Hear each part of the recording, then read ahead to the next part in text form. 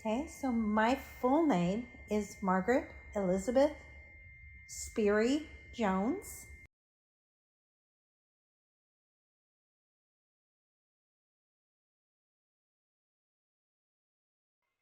Well, I have to give all the credit. I mean, as I said, my grandmother was a driving influence, but when I got to high school, I had a really strong skill set of engineering. I could look at things in 2 dimensions and visualize what they were going to look like in 3 dimensions, and which was not normal. I talked them into letting me take a drafting class in high school, and the man who taught the drafting class, Mr. Gentry, was the one who made all of what I am physically possible. Mr. Gentry knew, or my dad lost his job, or was downgraded from active duty military to retired military in the middle of when I was 14. And I had to figure out how. My mom was working at a drugstore and making very little money, and my dad didn't collect unemployment because he thought it was charity. So I had to figure out how to go to work, and I went to see Mr. Gentry and tell him that I was going to drop out of school. And he said, no, that's wrong. I said, no, I have to support my family. We have to have food on the table. We have to have money coming in. And he said, what if I found you a job that you could do after school? I said, but it have to be full time. He said, I'll see that it's full time, but you have to stay in school, and you have to be in my class every single day. No days sick, no days cutting, no nothing. And if you'll do that, I'll get you a job on one condition. I said, what's that? He said, when they give you the paperwork to fill out, do not put down when you were born. Just skip over the question. I said, okay, I can do that. So he got me an interview and the paperwork to go for work with a company that was just down across the railroad tracks from my parents' home, called White Rogers. And White Rogers built thermostatic controls, and they did machining. And so I filled out the paperwork, and I was 14 and a half years old. And they gave me a job, and they first were going to put me on an assembly line. And after the first 2 nights, they took me aside and said, you can't work on the assembly line. You get things done too fast. You are messing up all of our time schedules, and we just can't have you do that. You're going to hurt too many people's paychecks. And he said, so we're going to have to let you go. And as he was saying that they were going to have to let me go, a man by the name of Fred came by, and he said, why are you getting rid of her? She looked like she was doing a good job. He said, she does a good job, but she's too fast. And Fred looked at me and he said, do you know how to read blueprints? I said, uh-huh. He said, do you want to read blueprints? I said, yeah. He goes, I'll take her. So he put me into his machine shop, reading the blueprints for the people on the machines and scheduling time for them. And I worked there until I graduated from high school. And without Mr. Gentry, I wouldn't have had that job. I would have gone and worked as a waitress.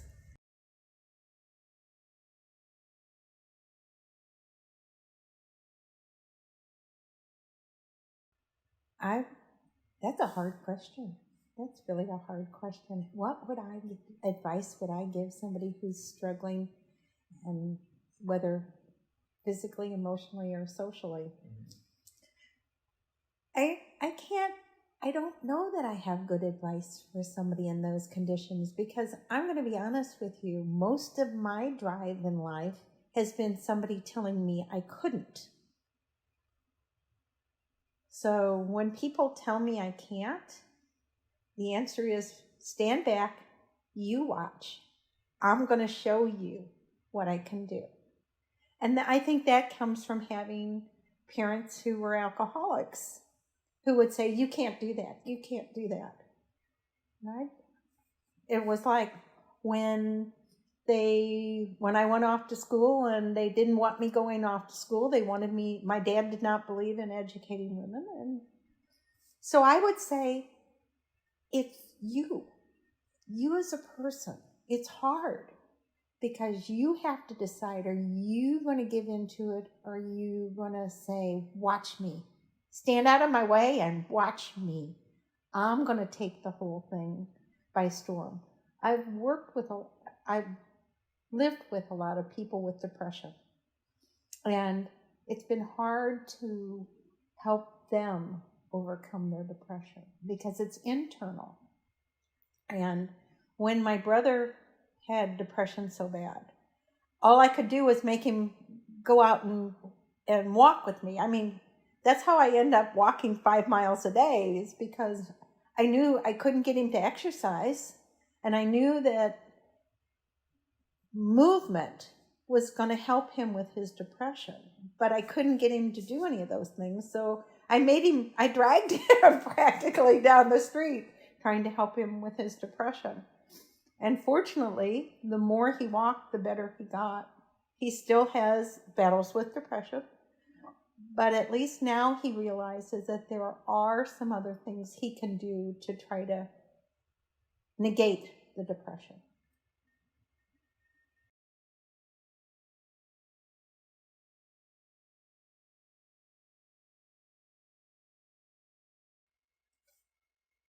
True love means that you're married to your best friend, that you're there, thick and thin, no matter what it looks like, no matter how hard it gets, no matter how much you want to tear their heads off. You want to get in a car and run away. You don't. You stick there and you talk it out and you work it out and you compromise and you recognize the fact that you both are not wrong. It's just you can't see it through their eyes and they can't see it through yours.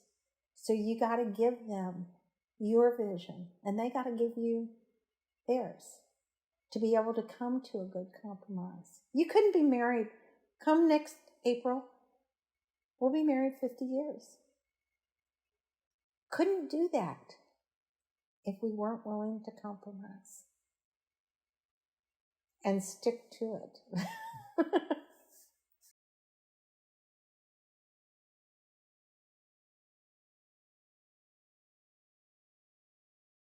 Catherine M. Renter.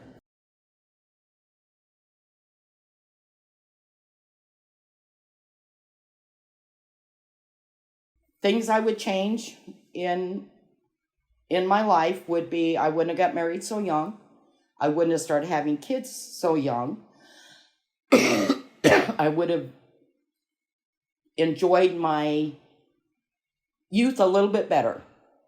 I did not. I jumped right into marriage and started taking care of everybody. And it's been that way ever since.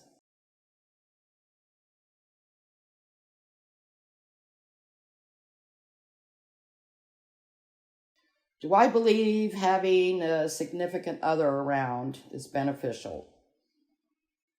At this point in my life, no. Because I would not get back into a relationship.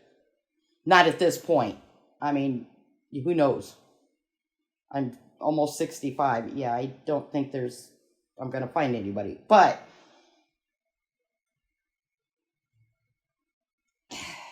I don't know how to answer that.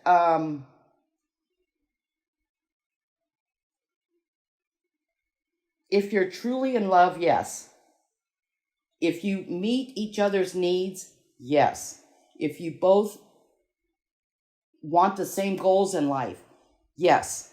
Having that other significant other is worth it, yes.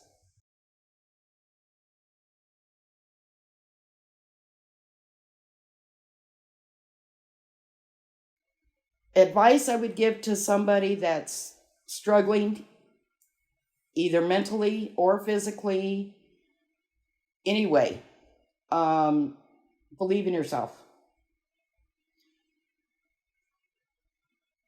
You know what your boundaries are. You know, when I divorced my second husband, I was fit to be tied. I got out of it, and I'm glad I did, because I was really, really struggling. But believe in yourself, believe in your family, read the Bible. It all helps.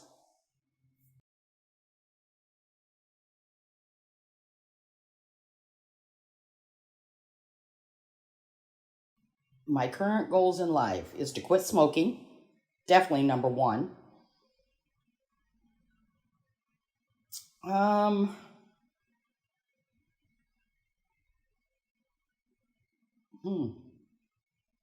really don't have any other than that.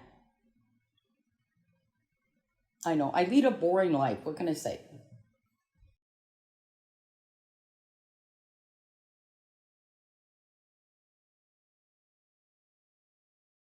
Definition of true love.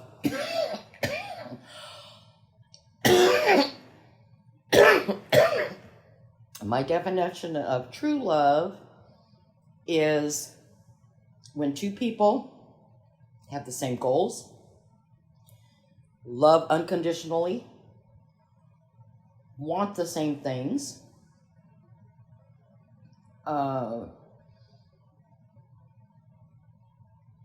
never judge what a person will do.